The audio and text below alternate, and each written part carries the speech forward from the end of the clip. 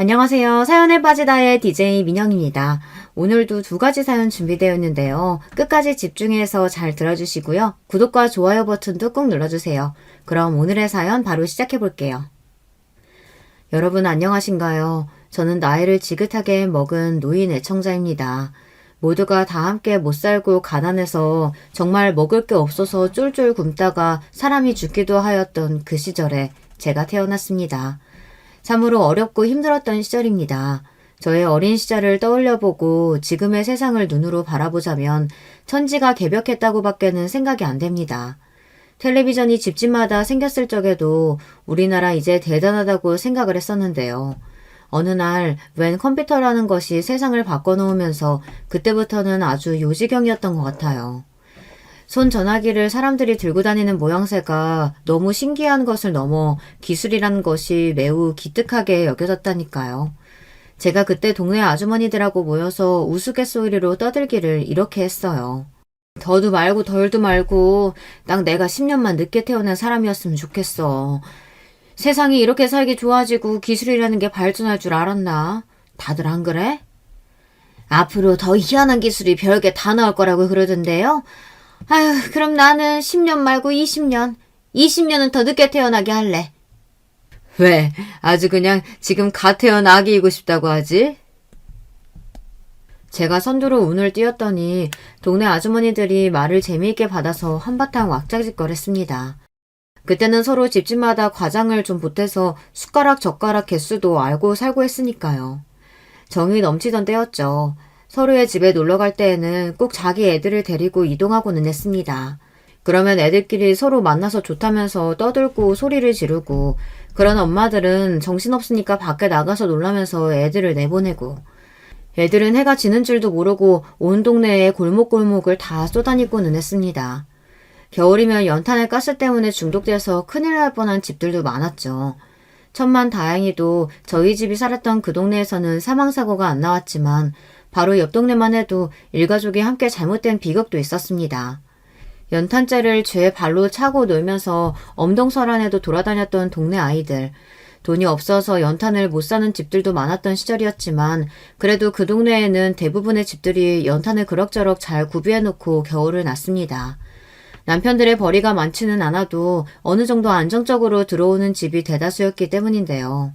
그런 동네에 자리를 잡고 들어와 살기 전까지의 제 인생의 가장 초반기를 돌아본다면 당연히 우리나라 자체가 너무나도 가난하고 살기 힘든 시절이었기 때문에 유년 시절은 배가 고파서 멀뚱멀뚱하게 손이나 쪽쪽 빨며 언니 오라비들을 따라다녔던 기억이 대부분이었고요. 정말 운이 좋게도 제가 12살쯤이었나 저희 친정아버지가 일자리를 그때 잘 얻으시는 일이 생겨 그때부터는 꼬르륵 소리와 함께 매일 잠드는 것만은 피할 수 있게 되었습니다. 최악으로 못 사는 집은 아니었다는 것이죠. 한번 물고가 트이고 나니까 그럭저럭 먹고 사는 행태가 잡혔습니다. 이만하면 그 시절 기준으로 주변 사람들로부터 그 집은 사는 모양새가 좀 낫지라는 소리를 듣는 정도였고요. 제가 18살 때는 중매가 들어왔습니다. 중매쟁이가 아주 적극적으로 저희 친정부모님께 제 결혼을 밀어붙였던 것으로 그렇게 들어서 압니다. 그때가 어떻게 지금과 같겠나요? 얼굴을 한번 본 적이 없다고 하더라도 이래저런 이해관계와 상황이 맞아떨어지면 하고 마는 것이 결혼이었습니다. 그렇게 결혼할 남자를 만나러 상대 집안으로 갔었죠. 그런데 이게 웬걸요? 나이가 분명 20하고도 7이라고 하지 않았소? 친정아버지가 대뜸 소리치실만 했습니다. 제 남편 될 사람의 얼굴을 봤더니 27은커녕 47 정도로 보이는 것이 아니겠어요. 중매쟁이가 말했던 것 중에서 맞는 것이 하나도 없었습니다. 화가 나신 친정아버지가 따져 물으시자 저의 시댁들 집안 사람들이라는 이들이 입을 모아서 그랬어요. 27은 아니고 29이라고 말입니다. 사람을 바보 천치로 하나? 저희가 어떻게 29이야? 내 딸이 고작 이제 18살인데 어떻게 저러니 하고 결혼을 시키려고 해? 그 동네 사람들까지 몇 명이 몰려들어서 그 남자의 나이가 27이 맞다면서 목소리를 내자 친정아버지는 오히려 더욱 화가 나신 모양새가 되었습니다. 뻔뻔스러운 중매쟁이는 여기까지 왔는데 어떻게 모르겠냐고 그랬어요. 이미 제가 중매를 봐서 시집을 간다고 소문이 다 났건만 없던 일로 해봤자 그러면 제가 다른 자리를 찾아서 시집을 잘 갈 수 있을지도 만무하다는 것이 그 중매쟁이의 이야기였습니다. 전혀 마음에 들지 않은 남자와 속아서 결혼을 한 것이 원통하다던 먼저 시집을 간 동네 언니들의 이야기가 그제서야 떠오르더군요. 이런 식으로 함정에 빠지면 그 시대의 특성상 여자는 벗어날 도리가 없이 그 중매로 시집을 결국 가버릴 수밖에 없었던 거예요. 친정어머니가 달리 방도가 없지 않냐면서 울상이 되어 친정아버지의 소매를 잡아 끄시던 때에 제가 외쳤습니다. 어머, 삼촌! 일전에 한번 저는 뵌 적이 있었는데 저를 기억 못하시겠어요? 사기 중매로 제가 남편 삼게 되어버린 남자를 향해 제가 말을 걸었던 거예요. 명령하게 외치는 동안 심장은 조마조마하게 뛰고 있었지만요. 모두가 저를 어리둥절하게 쳐다보았고 친정 부모님의 당황하신 눈빛을 느끼며 제가 그 남자에게 태어난 목소리를 다시금 내었습니다. 그때 얼핏 제가 들었는데 삼촌 나이가 47이라고 하지 않으셨어요? 제가요? 제가 언제요? 그러셨잖아요. 제가 똑똑히 들었는데요. 아니다. 이제 보니까 47이 아니라 49이었나? 그러면 지금은 설마 에이, 무슨 소리라는 거야? 못 들어주겠구만. 내 나이가 45인데 뭔 놈의 47이며 9타령이야. 쉰이라니. 남의 나이를 멋대로 먹게 만들다니? 아, 그러셨구나. 45이요? 그러면 절대 29이신 건 아니네요. 29살이 자식이 있으시면 또 모를까. 뭐야? 아이, 짜치. 내가 지금 말실수를... 그제서야 저의 거짓 유도에 빠져든 것을 안 남자가 놀라더니 자기 입을 손으로 틀어막았습니다. 하지만 이미 늦었죠. 안 들키려고 했었던 그 입을 처음부터 막고 있었어야 했을 일입니다. 그 집 사람들은 저에게 삿대질을 날렸어요. 영악하고 요사스러운 년이라고 욕을 하더군요. 그 기세에 저는 움찔했지만 그렇다고 물러서지는 않았습니다. 당당하고자 했어요. 상대가 먼저 거짓으로 함정을 팠으니 저도 똑같이 거짓 함정으로 응수해진 격이었으니까요. 눈에는 눈, 이에는 이인 법이었습니다. 친정아버지는 분위기가 이상하게 돌아가기 시작하자 실거머니 뒷걸음질 치더니 아예 도망을 치기 시작했던 중매쟁이의 뒤를 쫓으셨습니다. 너 이 새끼, 내 딸을 구렁텅이로 밀어넣으려고 해? 저 집에서 돈을 얼마나 받았어? 이제라도 옳게 실토해! 그 소란에 그 동네 사람들은 저마다 눈치를 보며 꽁무니를 뺐습니다. 다 같이 한 통속으로 나이를 속이려고 했던 게 참으로 괘씸한 자들이었어요. 그 집 사람들은 놀랍게도 여전히 제 욕을 하면서 이렇게 된 이상 그냥 결혼을 시켜야 맞는 거라는 주장을 해댔습니다. 여기까지 온 것만으로도 여자는 시집을 반절 가버린 것이나 마찬가지라고 하였어요. 저는 그 소리를 듣자마자 화가 나면서도 심장이 철렁 내려앉았는데요. 친정 어머니가 제 손을 잡아 끄셨습니다. 그러든지 말든지 내 딸은 데려갑니다. 그 손길이 너무나도 든든해서 저는 집으로 돌아가던 길 내내 눈물이 나올 뻔해서 참느라 혼났습니다. 친정아버지 또한 그따위로 굴러먹은 집안은 없느니만 못한 집안이라고 하시면서 차라리 저에게 천에 고한 놈하고 결혼하는 한이 있더라도 근본이 글러먹은 집안의 미친놈하고는 절대 결혼은 하지 말라고 하셨습니다. 그랬다가는 팔자가 망하는 거라고 보셨죠. 말씀을 걸치게 하셔서 그렇지 딸 자식을 위하시는 마음이었습니다. 만약 저희 친정 부모님이 그 결혼을 그대로 하라고 하셨다면 저는 별다른 도리가 없이 그대로 그 집안에 시집을 가버렸을 거예요. 18의 나이에 45 먹은 남자하고 결혼을 해서 과연 얼마나 잘 살 수 있었을지 가정을 잠시만 해보는 것인데도 등골이 오싹해집니다. 별로 인상이 좋지 못한 인물이었거든요. 하여튼 중매로 시집을 간다고 온 동네 사람들이 다 알기는 했었는데 제가 다시 집으로 돌아왔으니 보는 시선들이 의문이 가득했죠. 2년 전에 다른 지역으로 시집을 가 있던 친정언니가 와서 아기나 좀 봐주라고 해서 저는 그 집에 가 있었습니다. 아기를 돌볼 줄도 몰랐으나 최선을 다해서 어떻게든 하고 있었는데 친정언니가 자기는 몸 상태가 안 좋아서 아기를 보기 어렵다는 거예요. 왜 몸 상태가 안 좋냐고 물었더니 둘째를 임신했다고 그랬습니다. 첫째 때와는 다르게 이상하게 몸도 처지고 음식 냄새를 맡으면 신물이 올라온다고 하더라고요. 그래서 제가 갓난쟁이였던 조카를 돌보았고 형부한테 밥도 차려드리고 집안일을 하면서 1년을 조금 넘게 있었습니다. 결혼을 하게 되면서 그 생활을 벗어났던 거예요. 저보다 6살 많았던 남편을 만나자마자 저는 사랑에 빠졌습니다. 낯간지러운 표현이었지만 그렇게밖에는 그때의 저를 설명할 수가 없어요. 잘생긴 외모는 아니었으나 제 눈의 안경이라고 저에게는 아주 준수해 보였고요.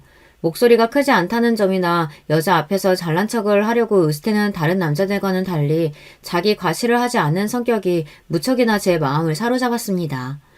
남편은 조실부무한 인물이라 있는 가족이라고는 고모와 고모부, 그 밑에 사촌들 정도가 다였죠. 모아놓은 돈 같은 건 없었고요. 하루 열심히 벌어서 하루를 사는 청년이었습니다. 하지만 제가 졸라댔던 이 결혼을 친정 부모님께서는 허락을 해주셨어요. 젊은 남녀가 서로 좋아서 눈이 맞았다는데 어떻게 말릴 수가 있겠냐면서요. 어디 한번 잘 살아보라고 하셨습니다. 단칸방에서 시작한 결혼 생활이었죠. 그래도 좋았어요. 웬 중매쟁이가 억지로 되도 않게 시킨 결혼이 아니라 제가 제 마음을 따라 의지를 가지고 한 결혼이라서 행복했습니다. 친정 언니네 아기를 보며 집안일을 함께 하는 것은 이골이 나게 해본 덕분에 자식을 낳고 키우는 것도 자신이 있었고요. 그런 각오를 다지고 있었기 때문인지 저희 부부에게는 금세 새로운 생명이 찾아왔습니다. 뱃속에 아기가 들어있다는 것이 얼마나 신기하고도 신비스러운 일인지 저는 제가 직접 임신을 해보고 나서야 체감할 수 있었죠. 이왕이면 네가 아들로 태어났으면 좋겠다. 아가, 만약 네가 내 말을 듣고 있다면 그렇게 해줄 수 있겠니? 바보 같고 웃음이 나는 질문이었지만 그 당시에는 순수한 마음으로 저는 뱃속의 생명을 향해 묻고 또 울었습니다. 그랬던 보람이 넘치게도 태어난 아기는 아들이었습니다. 너무 신기하게도 아기가 저를 닮아 있었어요. 이 세상에 저의 분신을 내놓았다는 생각으로 저는 태어나서 처음 맛보는 충족감에 취해 있었죠. 앞으로는 그 어떤 시련도 이겨낼 수 있을 것만 같았습니다.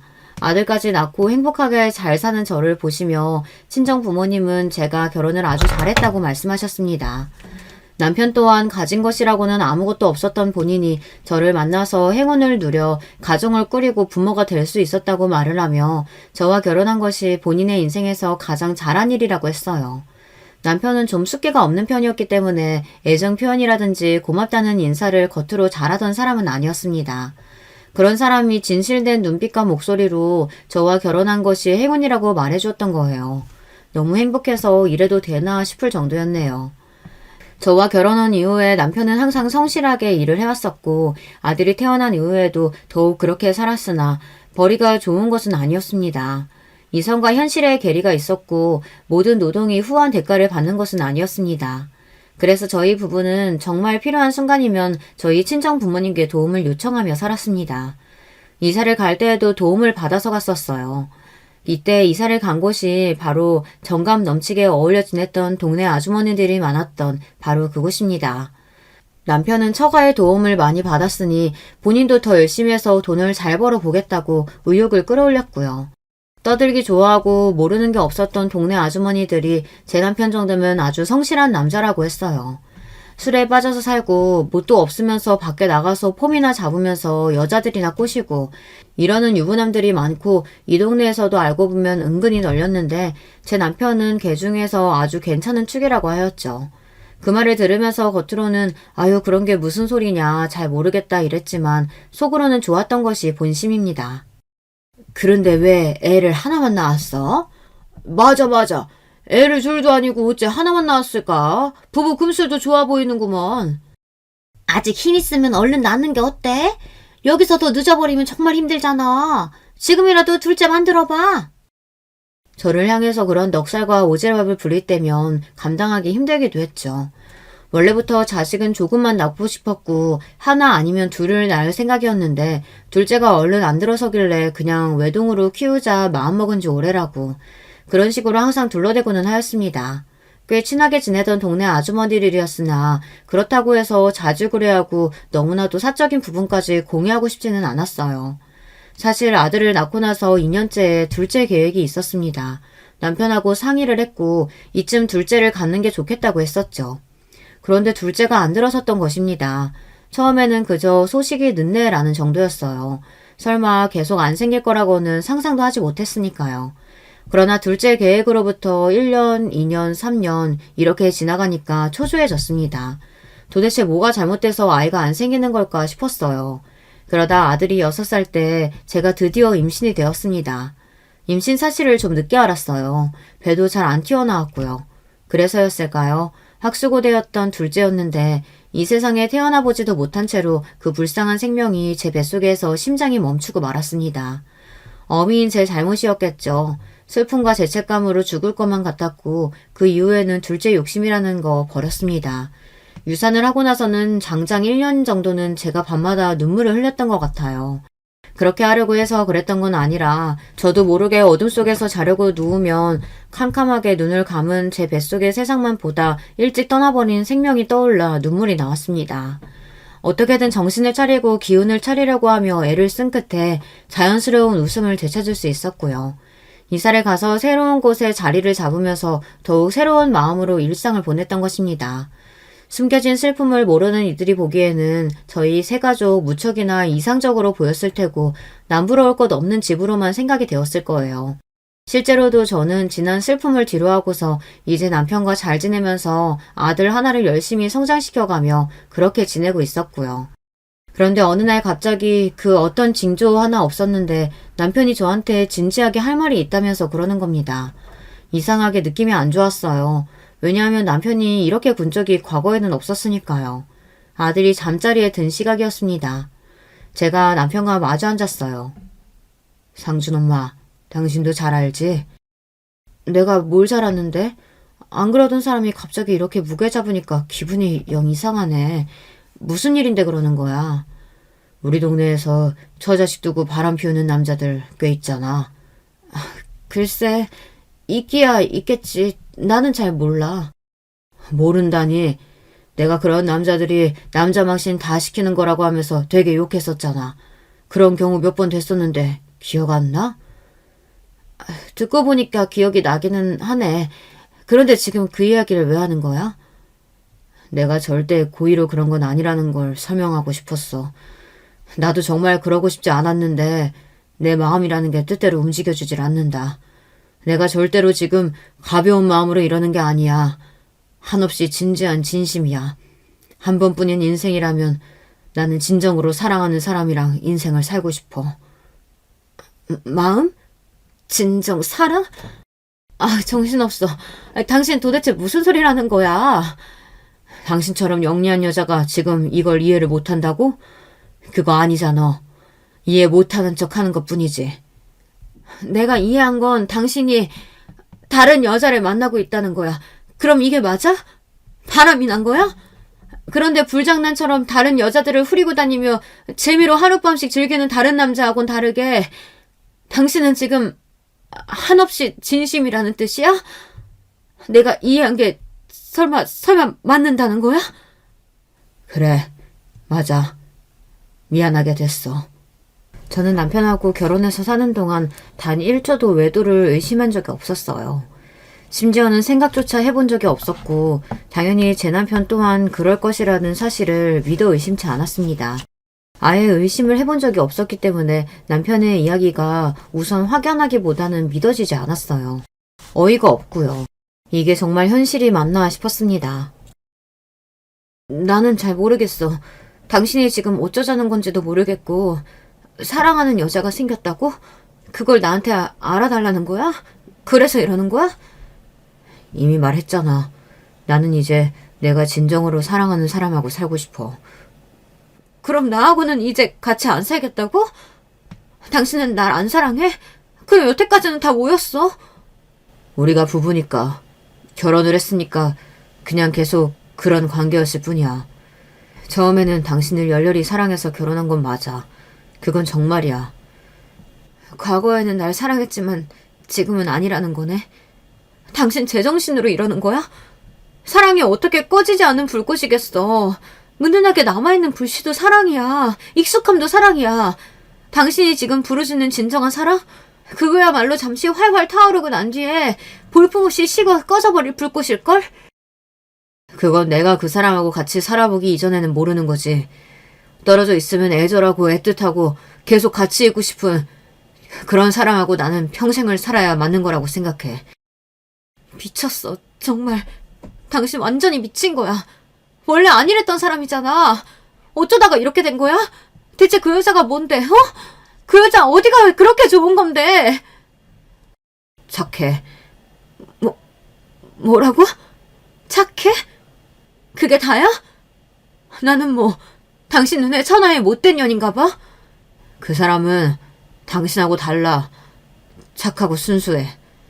집이 가난하지만 꿈과 희망을 놓아본 적이 없고 그 눈빛은 순수한 열정으로 가득해.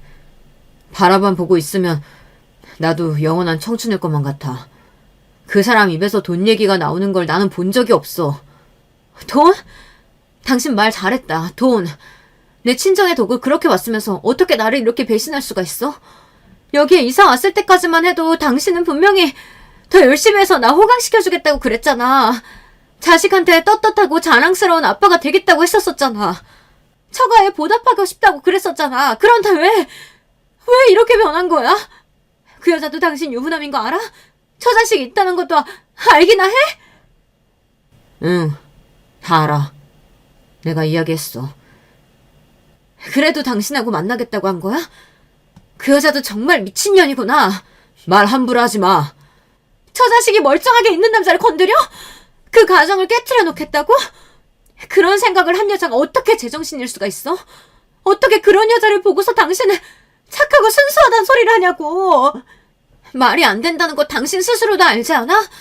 나는 내 자식의 아빠가 그렇게까지 멍청할 거라고는 생각 안 하고 싶어. 그만해.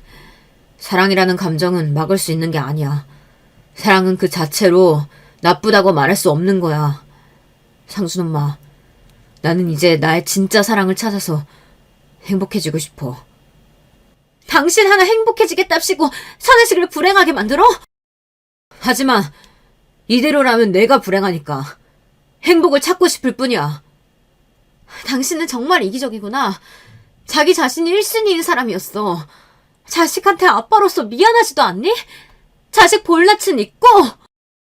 당신하고 헤어지더라도 나는 여전히 상준이 아빠야. 그건 변함없어.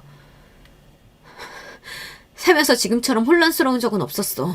당신이 내가 알던 사람이 아닌 것만 같아. 애초에 내가 당신을 알기나 했던 건가 싶네. 당신 나하고 헤어지고 싶은 거야, 뭐야? 이혼하자는 거야? 이혼을 하면 좋겠지만 당신 입장에서 이혼을 안 해줘도 그건 이해할 수 있어. 자식 있는 여자가 이혼하면 시선이 곱지는 않겠지. 이혼 안 하고 따로 살기만 해도 돼. 상준이가 받을 상처는 어떻게 할 건데? 살면서 상처를 안 받을 순 없어.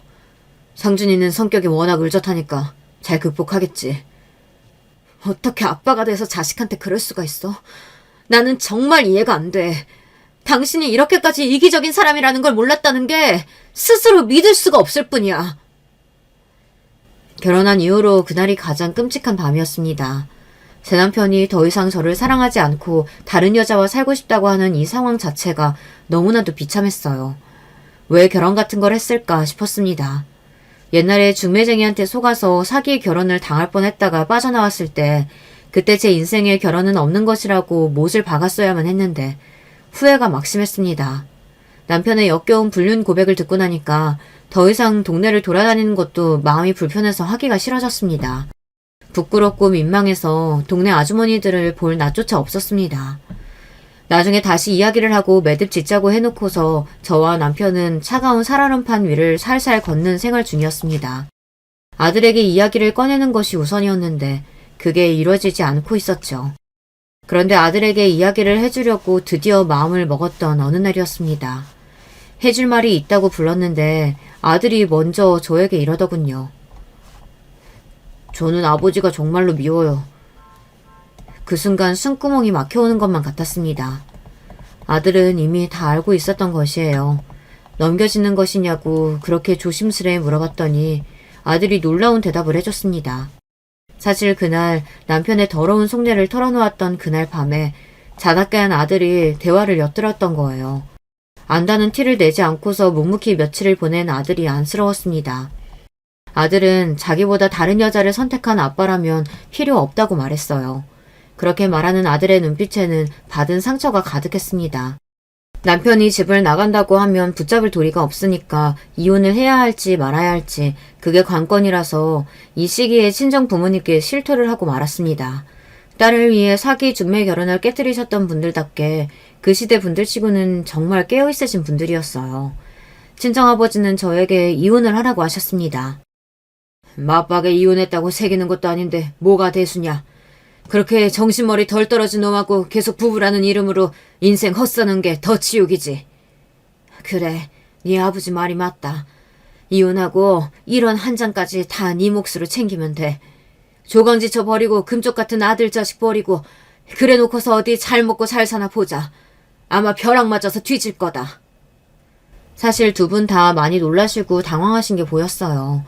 하지만 저를 위해서 얼른 마음을 가라앉히시고 그렇게 말해주신 것이 두고두고 감사함으로 남아있습니다. 저는 남편에게 제 쪽에서 순순히 이혼을 해주는 대신 속옷 한 장까지도 다 두고 가라고 했어요. 남편은 저를 약독한 여자 보듯이 바라봤지만 저는 굴하지 않았습니다. 저는 명백한 피해자였으니까요. 너무나도 착하고 순수하고 하도 맑아서 돈 이야기는 절대 안 하는 그 여자라면 당신이 땡전 한 푼 안 들고 와도 사랑으로 받아줄 거야. 안 그래? 둘이 결혼해서 잘 살고 죽는 그날까지도 우리 상준이 볼 생각 절대로 하지 마. 냉정한 저의 선언에 남편의 눈동자가 이리저리 흔들렸습니다. 하지만 이미 돌아올 수 없는 강을 건넜다는 것을 알고 있었겠죠. 남편이 가만히 이설을 남겨보려고 하였으나 아들의 마음은 굳게 닫힌 상태였기 때문에 그마저도 먹히지 않았습니다. 마지막에 돌아서던 남편의 모습이 어딘가 초라해 보였어요. 금세 이사를 결정했어요. 좋았던 순간들이 참 많은 동네였고 인연들도 많이 만들어졌기에 떠나기 아쉬웠지만 어차피 영원한 것은 없다고 생각하면 발길이 안 떨어질 것도 아니었습니다. 유독 가까이 지냈던 몇 동네의 아주머니들은 제가 이혼을 했다는 걸 눈치채고 계셨고요. 하지만 굳이 제 앞에서 언급하지 않았고 그것은 고마운 배려로 남았습니다. 저는 행복하고 즐거웠던 남편과의 추억을 영영 과거 속에만 묻어두기로 했습니다. 세상에 태어나보지도 못하고 심장박동이 멈췄던 둘째처럼 영원히 돌이킬 수 없는 것으로 남편을 남겨두기로 했어요. 과거 속에만 존재하는 사람이라고 취급을 하니 한결 기분이 나아지더군요. 태어나보지도 못하고 떠난 둘째가 저에게 준 선물일지도 몰랐어요. 유산의 후유증으로 너무 많이 우울해봤기 때문에 이혼으로 인한 아픔을 어떻게 극복해야 하는지 그 방법을 금세 찾을 수 있었기 때문입니다. 이런 저와는 다르게 아들은 생각보다 충격을 많이 받았던 것 같아요. 아마 딸이 아니라 아들이라서 더 그랬던 듯 싶습니다. 아들로서 아빠에게 가지는 유대감이나 공감대가 있었던 거예요. 그렇게 배신감은 더 강했고요. 자기 아빠의 바람을 전혀 예상하지 못했기 때문에 더 놀라서 상처가 되기도 하였습니다. 언제 어디서 배신을 당할지 모른다는 생각이 아들의 내면에 자리 잡는 것을 제가 막을 도리가 없었어요. 때문에 안타까움에 한숨을 많이 쉬었네요. 원래 조용하고 차분하고 내성적이기는 했어도 사람에게 경계심을 품고 그러지는 않았었는데 이혼 이후로 아들이 점점 바뀌어갔습니다. 그래도 군대를 다녀오고 나서는 제법 씩씩해져서 저를 좀 안심시켰고요. 작은 직장에 취업을 해서 어느덧 사회생활을 하고 있던 아들의 모습을 보자 대견스럽기도 하고 정말 인생의 보람이 자식이라는 생각이 들어 너무 뿌듯했습니다. 아들은 자신이 번듯하게 이름난 곳에 일을 다니지 못하는 게 죄송하다고 저에게 그랬지만 저는 전혀 그렇게 생각하지 않았어요. 어떤 자리에서 일을 하든 잘 커줘서 사회생활을 하는 것만으로도 너무나 보기 좋은 것이 엄마의 마음이었죠. 이런 것이 부모의 마음인데 제가 기껏 원하는 결혼을 해놓고도 100년해로 하지 못하고 이혼을 해버린 게 친정 부모님의 가슴에 대못을 박아버린 게 아닐까 싶어서 내심 죄송스럽기도 했습니다. 친정 아버지가 갑자기 하루아침에 쓰러지신 이후 건강이 너무 안 좋아지셔서 그 죄스러운 마음은 가시지를 못했고요. 여기저기 큰 병원을 다니면서 정확한 병명이나 알고자 그때 애를 많이 썼는데요. 그때 돈이 워낙 많이 들었어요. 친정엄마가 고생도 많이 하셨고요. 끝내 친정아버지는 검사를 위해 새롭게 찾아간 병원의 입원실에서 돌아가셨습니다. 이렇게 가실 줄 알았다면 병원을 전전하고 용하다는 명의를 찾아다닐 게 아니라 자식들, 손주들과 더 시간을 보내게 해드리고 편안한 곳에서 머무시게 해드릴 걸 그랬다며 친정엄마가 후회로 많이 우셨습니다. 저 또한 못해드린 게 많은 자식이라서 그저 받기만 했던 못난 자식이어서 죄송함에 미칠 것만 같았네요. 친정 아버지가 돌아가시기 전에 남기셨던 말씀 중에 너희 아들이 장가드는 걸 못 보고 가서 아쉽다는 게 있었어요. 아들이 원래 직장을 얻고 나서 만나게 된 여자가 있었는데 결혼 약속까지 하였으나 배신을 당했습니다. 그 아가씨가 알고 보니까 아들한테 집안이며 자기 이름까지 싹 다 거짓말로 속였던 거예요. 그래서 헤어졌고 그 이후로는 마음의 문을 닫고 살았어요. 아들이 저렇게 된 것이 부모가 이혼을 하는 모습을 보여줘서 그런 건가 싶어서 너무나도 심란했습니다. 차마 결혼하라고 채근하지도 못하겠고 그저 기다렸죠. 아들이 나이 31에 며느리를 처음 만났습니다. 반년 정도 만나보더니 결혼을 하고 싶다고 했어요. 저는 옳았구나 싶어서 바로 쌍수를 들었습니다. 신중한 제 아들이 그 어느 때보다 확신이 어린 얼굴로 결혼을 입에 올렸다는 것은 엄마로서 저도 무조건적인 믿음을 줘야 할 때라는 것이었죠. 며느리는 스스로를 평범한 직장 생활하고 있는 월급쟁이라고 했지만 제 눈에는 대단해 보였어요. 내가 20년만 늦게 태어났으면 멋있는 직장 생활하는 여자로 혹시 그렇게 살 수 있었을까? 저는 때때로 돈을 벌기 위해 공장 등지를 전전하며 일을 하였으나 며느리처럼 사무직은 꿈도 못 꿔본 것이었어요. 물론 아직 이때까지만 해도 여자가 직장에서 자리를 잡고 남자들 사이에서 일을 한다는 것은 아주 대단한 것이었습니다. 며느리가 일을 다니는 곳은 규모가 적당히 있었고 따라서 여사원들도 몇 있었지만 제가 보기에는 그 중에서 며느리가 제일이지 않을까 싶었네요. 맨날 노처녀라고 놀림받았는데 이제는 안 그러겠네요. 그런 말을 하면서 웃어 보이는 모습은 제법 수줍은 기색이었어요. 그런 모습만 보자면 남자들 사이에서 꿋꿋하게 일을 한다는 게 믿어지지가 않았네요. 노처녀라는 소리를 비롯해서 많은 조롱을 여자라는 이유로 직장에서 많이 받았을 것 같아 짠하고 대견했습니다. 저는 며느리가 참 마음에 들었고 그래서 고개를 연신 끄덕이고 있었는데요. 그런 저를 바라보던 며느리가 어쩐지 불안해 보이는 얼굴이 되더니 이내 이런 소리를 하더라고요. 저는 가족이 없어요. 있지만 연은 끊고 사는 중입니다. 그러면서 고개를 푹 숙이더군요. 마치 중죄인처럼 말입니다. 저희 아들이 결혼을 한다고 하니 전 남편은 안달이 난 모양이었습니다. 아들의 결혼식에서 아빠 노릇이라도 하고 싶었던 모양이었죠. 연락을 해서 이혼한 것을 후회한다는 말까지 했습니다. 지난 세월 자존심 때문에 말은 못했으나 저와 이혼하고 아들을 두고 간 것이 미치게 후회한다는 것이었어요. 전 남편은 그 여자와 혼인신고를 하고 부부가 되어서 살았습니다. 돈이 없어서인지 아무튼 결혼식은 안 올렸고요. 그러나 아이 소식은 없었고 그 여자의 집안은 찢어지게 가난하기까지 해서 전 남편의 숨은 턱턱 막혀왔던 것이죠. 다 지나고 나서야 제가 둘째 임신이 힘들었던 것 같은 그런 문제들의 원인이 전 남편에게 있었다는 것을 그런 식으로나마 알 수 있게 되었네요. 전 남편에게 아들의 결혼 소식을 알려준 이는 고모님이셨습니다. 알 건 알아야 하지 않을까 싶어서 나는 이야기를 전해준 것뿐이고 그게 다야. 여전히 나는 두둔할 생각 없어. 전 남편이 바람나서 이혼하고 떠난 걸 두고 고모님은 과거에 정신 나간 놈이라고 하신 적이 있었죠. 그래서 고모님께 저희가 있었다고는 생각 안 했네요. 당신께서는 그래도 조카니까 연락을 하시고 최소한의 신경을 쓰신 거라고 여겨졌습니다. 아들은 자신에게는 부모가 저뿐이라고 하면서 전 남편이 결혼식에 참석하는 걸 원치 않는다고 하였어요. 아들의 의사가 가장 중요했기 때문에 거기서 이제 결정이 나버린 것이었어요. 저희 쪽이 이런 마당이었는데 며느리 쪽이 자기 가족하고 연 좀 끊고 산 게 뭔 대수랴 싶었습니다. 모 묻은 개가 모 묻은 개를 어찌 나무라나요. 그것만큼 우스운 것은 없었으니 괜찮다고 이야기를 해줬죠. 저는 나이도 많은데 귀한 외동아들을 정말 내어주셔도 되는 건가요? 겨우 저 같은 여자한테요? 네가 우리 상준이하고 동갑 아니냐? 네가 나이가 많으면 우리 상준이도 똑같이 많은 거지. 피차 일반이야. 며느리는 설마 제가 이렇게까지 흔쾌하게 허락을 해주고 반겨줄 줄은 몰랐다고 해요.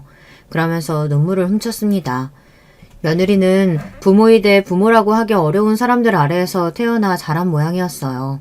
부친에게서 복날의 개보다도 더 심하게 맞아보았고 모친은 강 건너 불구경하듯 구는 사람이었다고 합니다. 단단히 정신 나간 작자들이었죠. 며느리에게는 형제로 친정 오빠가 한 명 있었는데 부친에게 잘못 맞아서 한쪽 귀가 거의 안 들리게 되었다고 합니다. 부모 이야기만 나와도 치를 떨던 며느리의 친정 오빠는 외국으로 나갈 수 있는 일생일대의 기회가 찾아왔을 때 용기를 내어 놓치지 않고 그걸 잡았다고 합니다.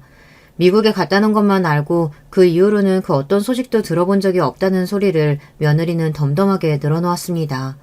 사람은 겉모습만 봐서는 절대 모른다는 이야기가 맞았습니다. 며느리에게 그런 아픔이 있는 줄은 상상도 못했죠. 더욱 따뜻하게 대해줘야겠다는 생각이 들었어요. 잘해주려고 의식을 하면서 제 딴에는 노력을 했었고요. 그런데 또 너무 가까이 다가가면 간섭하는 모양새가 되어버리니까 적당히 선을 지키려는 노력도 겸하였습니다. 며느리가 직장을 다니는 사람이었으니 반찬은 제가 다 만들어다가 가져다 주었고요. 며느리는 그럴 때마다 어쩔 줄 몰라 하면서 본인이 요리를 하면 되는 거라고 했지만 저는 고개를 저었습니다. 상준이하고 너하고 둘이 똑같이 돈 벌러 다니는데 왜 너만 부엌 일을 하려고 들어? 나는 어차피 반찬 만들고 이러는 거 좋아하니까 신경 쓰지 않아도 된다. 그러면 며느리는 입을 꾹 다물었는데 그러는 얼굴에는 왠지 모를 웃음기가 항상 엿보이고 있었죠. 여자가 결혼을 했다고 해서 일을 그만두는 건 부당하다고 며느리는 그렇게 여기는 인물이었어요. 저는 며느리의 그 바람이 되도록 오래 갔으면 해서 늘 한 발짝 뒤에서 아들 며느리 부부를 지켜보았습니다. 조용히 잘 사는 모습이 예뻐 보였고요. 하지만 비극은 예고 없이 찾아왔습니다. 제 아들이 교통사고로 생을 마감하였습니다. 아직 해보지 못한 것도 해보고 싶은 것도 많았던 제 아들의 짧은 생은 아스팔트 도로 위에서 그렇게 끝이 나 버렸습니다. 미치는 줄 알았어요. 제 하나뿐인 자식이 이런 식으로 죽는다는 것은 꿈에서조차 상상해 본 적이 없던 끔찍함이었죠. 원통함에 울부짖던 저의 곁을 며느리가 지켜주었습니다. 당장 쓰러질 듯 힘들어 보이는 얼굴로도 꿋꿋하게 제 옆을 지켜주었어요. 전 남편이 죽은 것은 아들이 죽은 날로부터 딱 열흘 뒤였습니다. 자신의 어리석은 과오를 속죄하고자 한다는 짧은 유서를 남긴 채 스스로 생을 마감하였습니다. 너무나도 충격적이었고 그때 친정엄마가 제 뺨을 치셨습니다. 정신 차려라. 너마저 잘못되면 안 돼. 그건 상준이가 원하지 않을 거야. 앞으로 정신 똑바로 차리고 살아. 그제서야 몸에 힘이 들어가더군요. 저까지 떠날까봐 두려우셨던 친정엄마의 행동 하나가 저를 정신 차리게 만들었습니다. 언제까지 살 수 있을지 그것은 하늘만이 알겠지만 적어도 그날이 오기 전까지는 하늘에서 지켜보는 제 아들에게 부끄럽지 않도록 그렇게 주어진 시간을 살아야겠다는 굳센 다짐을 하였어요. 이제 제가 할 일은 정해져 있었죠. 네 인생 살아라.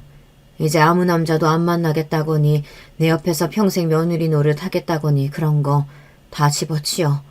나하고는 앞으로 2번 다시는 연락도 하지도 말자. 어머님, 왜 그렇게 말씀하세요? 네 인생의 주인공은 너잖니. 인생은 한 번뿐이야. 언제 어떻게 죽을지도 몰라. 그러니까 사는 데까지는 하고 싶은 걸 실컷 하고 살아야 하는 거야.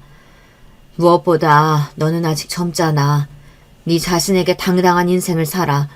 시대가 바뀌고 있다는 걸 이 무지하고 나이 먹은 나도 느끼고 있는데 너는 오죽하랴. 변화하는 시대 속에서 멋지게 살아라. 나는 나대로 삶을 앞으로 살아가련다. 내 몸 하나 건사하면서 사는 것쯤은 식은 죽 먹기야. 너는 네 걱정이나 하면서 그렇게 열심히 살면 돼. 어찌 보면 냉정할 수도 있는 말이었습니다. 그러나 능력도 좋지만 무엇보다 사고방식이 남다르게 깨어있으며 진취적으로 보였던 며느리라면 지금까지의 일은 온전히 각오 속에 묻어두고 앞만 보고 나아가는 게 맞았습니다. 제 앞에서 며느리는 눈물을 흘리며 마지막 인사를 올렸고요. 저는 힘을 짜내어 환하게 웃어주었습니다. 그게 마지막이었죠. 유독 쓰라린 이별이 많았던 한 해였습니다. 떠올리기만 해도 고통스러웠던 그때를 억지로 묻어두려고 애를 쓰다 그게 안 된다는 것을 인정하고서 덤덤히 회상을 할 수 있게 되기까지 아주 오랜 시간이 걸렸습니다. 친정엄마는 치매가 오셨습니다. 다 잊으셨는데 그럼에도 내 손자 상준이라는 말씀을 종종 하셔서 그때마다 제 가슴이 먹먹해졌습니다. 돌아가시던 그날까지 제가 친정엄마의 곁에 있어드렸죠. 그러고 나니까 문득 바라본 세상이 너무나도 휘황찬란하게 변해 있었어요. 손에 쥔 핸드폰 하나로도 전 세계의 뉴스를 실시간으로 찾아볼 수 있는 세상이 되어 있었죠. 제가 옛날에 살았던 동네에 친했던 아주머니를 다시 만나게 된 것도 유튜브 덕분입니다. 코로나 때 유튜브를 보는 법을 배우게 되었고 그 이후로 애용을 했는데요. 예전에 즐겨 불렀던 가요가 생각나서 유튜브에 검색해봤는데 그 가요 영상의 댓글에 누가 그 동네의 이야기를 적어놓은 것입니다. 그 노래를 불러댔던 이웃이 오늘따라 생각난다는 내용을 보고 제가 답변을 달았어요. 제 이야기 같다고요.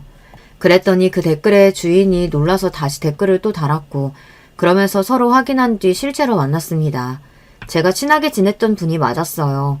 나이가 헷갈렸는데 저보다 무려 4살이나 아래였더라고요. 놀랄 노짜라면서 내가 웃었더니 그쪽에서도 저와 1살 차이 정도만 여태 기억을 잘못하고 있었다며 웃었습니다. 아이고, 어쩜 이렇게 나이를 안 잡수셨어요? 누가 보면 나보다 나이를 덜 먹으신 줄 알겠어. 근데 요새는 어쩌고 지내세요? 나는 뭐 그냥 지내죠.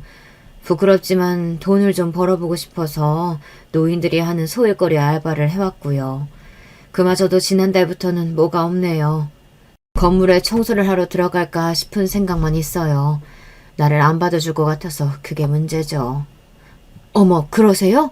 마침 소개해드릴 자리가 그렇다면 하나 있는데 사무실 돌아다니면서 자리만 좀 깨끗하게 하고 탕비실 관리만 해주고 그러기만 하면 되는 거거든요. 그런 거면 나야 좋죠. 당장 할게요. 그분이 마침 그런 쪽에서 일을 오래 한 사람이었고 발이 넓었어요. 그래서 인맥으로다가 제가 갑자기 일자리를 구하게 됐던 것입니다. 그러니까 이게 다 운명이었던 거예요. 유니폼까지 딱 갖춰 입고서 미워온 일을 시작하게 되었는데 처음이니까 우왕좌왕할 수밖에 없었어요. 동선도 너무 헷갈렸고요. 마음만 청춘이지 몸은 폭삭 늙어버렸다는 게 이런 식으로 실감이 나서 제가 처음 한 주 일을 딱 해보고는 쓴웃음이 그렇게 흘러나왔습니다. 수첩을 가지고 다니면서 메모를 했고 업무 숙지에 들어갔죠. 그래서 2주차부터는 실수 없이 착착 해내기 시작했고요. 자부할 수 있었습니다. 순서대로 사무실 자리를 딱딱 돌면서 청소를 마쳤고 정해진 시간 내에 정해진 구역의 정리를 못 마치는 경우는 없었어요. 거기서 일하시는 분들이 저를 향해 새로 오신 분인데 일을 참 빨리 배우시고 잘하신다면서 웃으면서 그런 말을 한마디씩 해주셔서 저도 보람되고 기분이 참 좋았습니다. 물론 미어원인 저를 향해 무시를 하는 것 같은 사람들도 있었어요. 뻔히 제가 바로 옆에 있는데도 쓰레기를 소리나게 던진다던가 그런 행동들 말입니다. 개념치 않고 묵묵히 일을 하던 어느 날 탕비실을 정리하고 나오는 길에 누가 뒤에서 소리를 질렀어요. 어이, 거기 청소 아줌마! 바닥에 커피 튄 자국 그대로잖아. 똑바로 일 안 해? 네. 아이고, 바닥은 좀 이따가 밀대 아예 가지고 와서 닦으려고 해요. 금방 할게요. 나이 처먹고 청소나는 인생이면 이런 거라도 좀 제대로 하던가. 잘리고 싶어서 환장했냐? 갈 데도 없을 텐데. 제가 웬만하면 덤덤하게 잘 버티는 사람인데 나이를 먹어서 이게 조절이 힘든가 보더라고요. 눈물이 핑 돌았습니다. 그래서 눈가를 소매로 훔쳤더니 저를 향해 눈물 짜내면 다인 줄 아냐면서 되려 사태질까지 날리더군요. 너무 서러워서 그만둬야 하나 싶었던 바로 그때였습니다. 혹시 어머님? 갑자기 누군가 다가오며 저에게 말을 걸더라고요. 딱 봐도 차림새가 근사한 여자분이 그러시길래 울음을 그치던 참이었는데 제가 당황해서 얼른 댓글을 했죠. 저를 아실 리가 없는데 의정부 사셨고 성함이 김말자 아니신가요? 네? 아니 그걸 어떻게... 놀란 제가 상대방을 똑바로 쳐다보며 대묻다가 그대로 얼어붙었습니다. 제 며느리였던 거예요. 20년의 세월이 흘렀으나 못 알아볼 수는 없었죠. 손으로 입을 틀어막은 채로 며느리는 이미 몸을 떨며 눈물을 흘리고 있었습니다. 그런데 그때 저에게 갑질을 해왔던 사원이 창백해진 채로 허리를 숙였습니다. 회장님 안녕하십니까? 인사할 분위기는 아니었지만 그렇다고 생략할 수는 없었던 것입니다. 왜냐하면 며느리가 무려 이 건물에 들어와 있는 회사의 주인이었으니까요. 금방이라도 기절할 것처럼 안색이 나빠진 그 사원을 보며 그리고 며느리의 뒤로 서 있는 수행원들을 보며 저는 제 며느리가 회장님이라는 사실을 바로 인지할 수 있었습니다. 너무 놀라워서 희미하게 저는 웃음부터 났고 며느리와 동시에 서로를 얹어안았습니다. 저는 웃고 며느리는 울고 한바탕 그 복도가 난리도 아니었습니다. 화장실로 가서 차분히 긴 대화를 나누었죠. 미국에서 맨땅에 헤딩으로 아메리칸 드림을 이뤄냈던 친정오빠 덕분에 길이 열려서 여기까지 올 수 있었다며 지난 여정을 며느리가 자세히 알려주었습니다. 이렇게까지 놀라운 성공을 거두었다는 것보다 소식이 끊겼던 자기 친정오빠와 다시 만날 수 있었다는 이야기에 저는 너무 잘 된 것 같아 며느리를 축하해 주었죠. 어머님은 여전하시네요. 여전히 남다르세요. 그때도 지금도 제가 존경하고 배울 것 투성이에요. 그렇게 말을 하며 제 손을 꼭 잡은 며느리가 운명이 이렇게 이끌었으니 앞으로 자기가 저를 모셔야겠다고 단호하게 굴었어요. 안 그래도 올해는 꼭 저를 찾을 생각이었다고 하더군요. 거절할 엄두도 안 나게 며느리가 단호하게 굴어서 저는 못 이긴 척 따르고 말았네요. 청소일은 그만두었지만 괜히 한 번씩 며느리의 회사에는 들리고 있습니다. 저에게 갑질했던 사원은 원래도 사내에서 평판이 안 좋았던 인물이라고 하더라고요.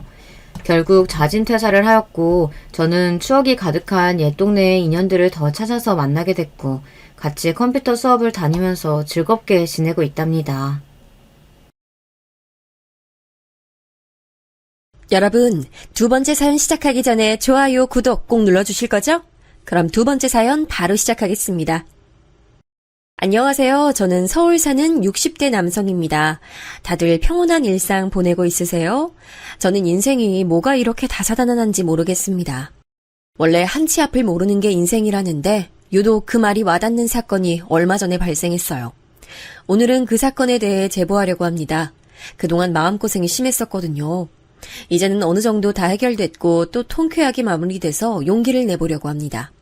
저는 슬아에 아들과 딸이 한 명씩 있습니다. 고등학교 시절 만난 첫사랑과 결혼해서 가정을 꾸렸죠. 그렇게 우리 넷이 행복하게 잘 살았으면 오늘 제보할 사건도 일어나지 않았을 텐데요. 안타깝게도 그러지 못했습니다. 결론적으로 저는 이혼했거든요. 부부 사이가 안 좋았냐 물어보신다면 아닙니다. 우리가 이혼한 이유는 바로 고부 갈등 때문이었어요. 제가 홀어머니 밑에서 자랐거든요. 어린 나이에 아버지가 사고로 일찍 돌아가시고 어머니는 제게 많이 의지하셨어요. 하나밖에 없는 자식인 제가 어머니 눈엔 누구보다 소중했던 거죠. 또 옛날 분이라 남아 선호 사상이 심하셨어요. 그래서 안 그래도 저를 과보호하셨는데 결혼하니 더 심해졌습니다. 그러다 보니 자연스럽게 며느리인 제 아내가 마음에 들지 않으셨나 봐요. 여자가 집에서 살림하고 애들을 돌봐야지. 나가서 일하고 그러면 애는 누가 키워? 여자가 해야 하는 역할이 있는 거야. 어머니, 저도 제 직업이 있고 사회생활 하고 싶어요. 그래야 애들도 더 잘 키울 수 있어요. 애들 아빠가 벌어오는 돈으론 우리가 어머니까지 모시고 살기엔 힘들어요. 뭐? 지금 우리 아들 돈 못 번다고 하는 거야? 네가 그러고도 아내야, 어? 그런 뜻이 아니잖아요. 어머니 왜 그러세요? 제 말 그런 식으로 받아들이시면 저도 곤란해요. 저는 어머님하고 갈등 일으키고 싶지 않아요. 아내는 결혼 전에 은행에서 일했어요. 결혼하고도 계속해서 직업을 잃고 싶지 않아 했습니다. 저는 일하는 아내가 보기 좋았어요. 똑똑해서 은행에서 직원들의 신뢰를 얻고 있기도 했습니다. 단순히 돈이 부족해서 그렇다기보단 직업은 아내에게 자아 실현의 도구였죠. 저는 그런 아내를 존중했습니다. 하지만 옛날뿐인 어머니는 아내의 그런 모습을 존중하지 못하셨어요. 더군다나 아내는 성격이 매우 불같았습니다. 어렸을 땐 그런 아내의 모습이 좋아 제가 졸졸 따라다녔어요. 할 말 다 하고 당찬 모습이 또래 여자들과는 달랐거든요. 하지만 그런 모습을 우리 어머니가 마음에 들어하진 않으셨습니다. 어머니는 흔히 말하는 고분고분하고 순종적인 며느리를 원하셨어요. 네 아내는 그렇게 밖에서 일하고 그게 좋대? 나는 우리 손주들이 불쌍하고 너무 안쓰러워. 아, 애들은 무슨 죄야? 엄마 왜 그래요? 그래도 애들도 엄마가 은행에서 일하니까 자랑스러워하잖아요. 저도 아내가 밖에서 돈 벌어오니까 가정의 무게도 덜하고 좋아요. 너무 그러지 마세요. 하나밖에 없는 자식이라는 놈이 결혼하더니 지 아내밖에 모르네. 너한테 이제 엄마는 무슨 존재야, 어?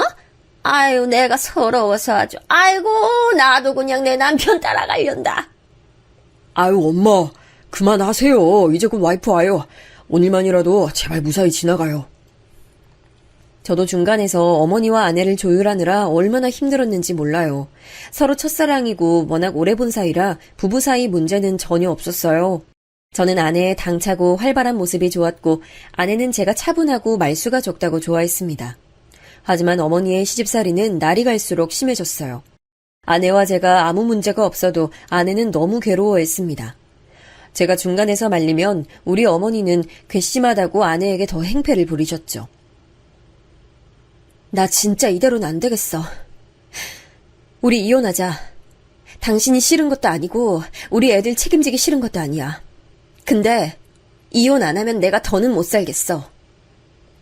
여보, 이혼이 답일까? 난 당신하고 이혼하면 못 살 것 같아. 내가 더 잘할게. 어머니랑 당신 사이에서 더 노력할게. 제발 한 번만 다시 생각해줘. 당신은 이미 할 만큼 다 했어. 그 정도면 충분해. 이혼하고 우리 편하게 만나자. 아이들한테도 설명하면 다 알아들을 거야. 우리 애들 당신 닮아서 똑똑하잖아. 당신, 원래 성격이 칼 같은 건 알았지만, 그래, 알겠어.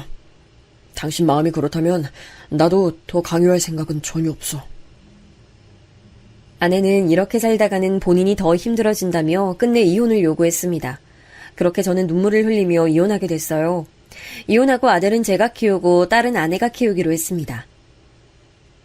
내가 그럴 줄 알았어. 아이, 관상부터 별로였어. 이제 새로 여자 찾아서 결혼하자. 이번엔 좀 참하고 착한 아가씨로 구해서 결혼해. 엄마, 제발 그만 좀 하세요. 전 다른 사람과 재혼할 생각 전혀 없어요. 엄마가 또 이런 식으로 며느리 괴롭히면 그땐 어떡해요?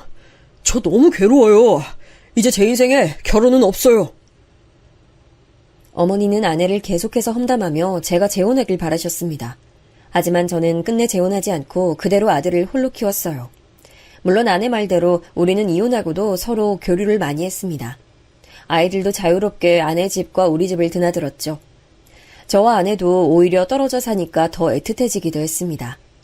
아이들과 우리 부부는 오히려 이혼 전보다 사이가 더 좋았어요. 같이 놀이공원도 가고 날이 좋으면 공원에 산책도 다녔죠. 물론 아이들에게도 단단히 말해서 어머니한테는 비밀이었습니다. 아이들 졸업식이나 입학식 때는 어머니 때문에 눈치가 보여 만나지 못했지만 우리끼리 따로 보며 관계를 이어나갔어요. 우리 되게 첩보 영화 찍는 것 같아. 할머니 몰래 만나는 거 너무 웃겨. 그래도 아빠랑 엄마랑 자주 볼 수 있어서 난 좋아. 나도. 그리고 할머니가 나 더 안 괴롭혀서 좋아. 예전엔 나만 보면 엄마 욕했는데 이제 할머니 얼굴 안 봐도 되니까 행복해. 실제로 아이들도 이혼하고 어머니와 교류가 적어지거나 아예 없으니 행복해했어요. 어머니가 딸과 아들의 차별도 심하셔서 딸이 할머니를 안 좋아했거든요. 이혼하고 훨씬 편해진 관계로 그렇게 시간은 흘렀습니다. 그러다 아들이 성인이 됐을 때 어머니가 지병으로 돌아가셨어요. 애증의 관계였으나 어머니가 돌아가셨으니 슬픈 마음이 들었습니다. 당신을 그렇게 괴롭힌 사람인데 미운 마음은 없어? 난 당신이 장례식장에 올 줄은 전혀 몰랐어. 와줘서 진짜 고마워. 미워도 당신 엄마잖아. 어머님이 그리워서가 아니고 당신이 걱정되니까 온 거야. 안 그래도 심신미약한 사람이라 많은 보살핌이 필요하잖아. 내가 모르니 그걸? 아내와 연락을 꾸준히 하고 있었어도 사실 시간이 흐르며 점점 덜해졌거든요. 싫은 건 아니고 각자 다른 이성이 생긴 것도 전혀 아닙니다. 그냥 자연스러운 현상이었어요. 요즘 조론이라는 말도 있던데 조론에 가까웠던 것 같습니다. 어머니가 돌아가시며 그래도 예전처럼 아내와 교류가 조금 더 생겼어요. 실제로 아이들이 고등학교를 졸업하고 대학에 들어가며 경제적인 이유로 서로 힘을 보태기도 했습니다. 희수 등록금은 내가 보탤게. 그러니까 국립대 보내지 말고 본인이 원하는 대학 가라고 해. 고마워. 나도 돈을 모은다고 모았는데 등록금 보고 너무 놀랐어. 이렇게 비쌀 줄은 몰라서. 우리 같이 살 때도 그래서 내가 돈 관리했잖아.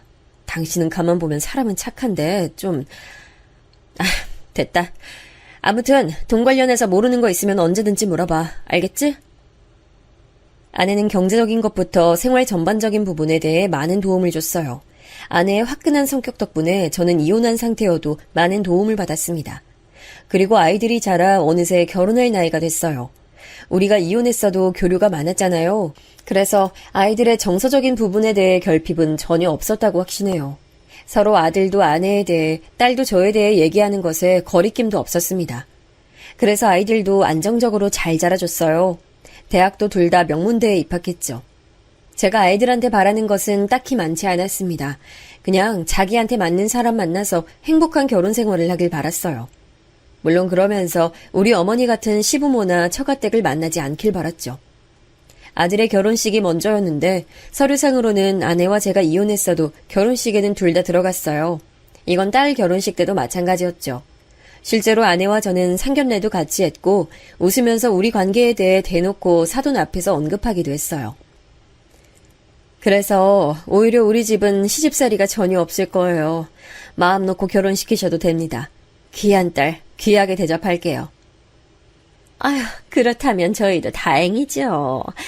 안 그래도 도움을 줄 수가 없어 죄송했는데요. 어차피 저야 뭐 시집살이에 워낙 질린 사람이기도 하고요. 이혼했으니까 그렇게 연락이 다른 시부모처럼 많지도 않을 거예요. 걱정하지 않으셔도 됩니다. 실제로 아내는 자식들 결혼 생활에 크게 관심이 없었어요. 무관심이 최고의 방법이라며 제가 아이들 결혼 얘기를 꺼내도 반응이 시큰둥했죠. 잠깐 오늘 사연의 주인공이라고 볼 수 있는 며느리에 대해 언급해 볼게요. 며느리는 우리 아들이 일하던 회사에서 사무보조 알바생이었다고 해요. 아들보다 3살 어린 친구였는데 아들한테 반해서 따라다녔다고 합니다. 끈질긴 구애 끝에 둘은 연애를 시작했고 결혼까지 하게 됐어요. 며느리가 처음 결혼하겠다고 인사 왔을 땐 생각보다 착하고 어려 보이는 얼굴에 놀랐습니다. 좋게 말하면 순해 보였고 나쁘게 말하면 맹해 보였어요. 속으론 내심 그래도 여우 같은 것보단 착한 게 낫다고 위안 삼았던 기억이 나네요. 하지만 그건 착각이었습니다. 착한 얼굴의 며느리는 결혼하고 하나둘 본색을 드러냈어요. 시작은 결혼식장 선정이었습니다. 저는 원래 성격이 내성적이고 어디서 나서지 않는 사람이에요. 사교적인 성격이 아니라 지인이 많이 오지 않을 예정이었습니다. 사돈도 그냥 일반 회사에 다니던 분들이고 하객으로 많은 사람이 올 예정은 아니라고 했어요. 그래도 제일 큰 홀에서 하고 싶어요. 이왕이면 큰 홀이 더 예쁘잖아요. 저는 하객수랑 상관없이 제가 원하는 곳에서 결혼식 올리고 싶어요. 그런데 그러면 우리가 최소 인원을 채우지 못해서 돈을 오히려 더 내야 할 것 같아. 돈 더 내면 되지 않나? 난 그래도 한 번뿐인 결혼인데 화려하게 하고 싶어. 그럼 그렇게 하자. 며느리가 원하는데 그 정도는 가능하지. 내가 돈 더 마련할 테니까 너무 걱정하지 마. 아버님 진짜 아버님밖에 없어요. 제 마음 다 이해해 주시고 너무 멋져요. 아버님 최고! 며느리는 결혼 전부터 제일 넓은 결혼식장을 원했어요. 이 밖에도 형편에 맞지 않는 드레스샵부터 신혼여행도 유럽으로 제일 좋은 비행기를 타고 가길 원했습니다. 그 모습을 보며 생각보다 어쩌면 허영심이 있을 수도 있다는 생각이 들었어요. 하지만 한편으론 한 번뿐인 결혼식이니 그럴 수도 있다고 생각했죠. 아들이 아무리 돈을 벌어도 재벌처럼 버는 건 아니어서 빠듯했거든요. 제가 모은 돈이 많은 편도 아니었습니다. 아빠, 너무 걱정 마세요. 제가 그래도 은행이랑 어떻게 말해서 대출 마련했어요. 아빠가 너무 미안해하면 제가 더 마음이 아파요. 그러지 마세요. 자라면서 사고 한 번 안 치고 자란 아들은 결혼할 때도 저를 감동시켰어요. 실제로 제가 서울에 집을 마련해주고 싶었는데 형편상 그럴 수가 없었거든요. 그러려면 제가 사는 집을 팔거나 담보로 잡아야 했는데 아들은 기특하게 자기가 알아서 해결했습니다. 내가 다른 거 도와줄 수 있는 건 없고 넓은 홀이랑 비행기표는 업그레이드 해줄게. 아가, 이런데 너무 깊게 신경 쓰지 마. 와, 진짜요? 아버님밖에 없어요. 정말 감사합니다. 넓은 식장이 제 평생 로망이었거든요. 그렇게 결혼하고 아들 부부는 나름 잘 사는 것처럼 보였습니다. 한 가지 아쉬운 점이 있다면 명절이었어요.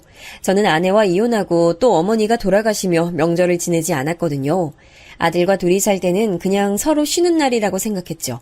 차례를 지내진 않았습니다. 사실 아들이 결혼하고 제가 외로움을 많이 타기 시작했어요. 말수가 적은 아들이어도 같이 살면 그래도 매일 보니까 외롭진 않았거든요. 아내와 이혼하고 혼자가 됐을 때도 아들이 있어 버틸 수 있었죠. 그런데 아들이 결혼하고 나간 뒤로는 부쩍 외로움이 많아졌습니다. 둘이 살던 집에 혼자 사니까 왜 이렇게 외로웠는지 모르겠어요. 그래서 아들 부부가 찾아오면 그렇게 기뻤습니다. 아버님, 청소는 하고 계세요? 여기 먼지 좀 쌓였어요. 부엌도 더럽고. 내가 치운다고 치웠는데 좀 그렇지? 미안하다. 너희 온다고 그래도 많이 치웠는데. 며느리가 올 때마다 불만을 표출하면 민망했습니다. 그래도 외로운 감정이 줄어드니 그건 기뻤어요. 근데 어느 날 며느리가 이런 말을 하더라고요. 아버님, 이번 명절은 우리 부모님 모시고 제주도 가기로 했어요. 그래서 명절 다음 주에 찾아갈게요.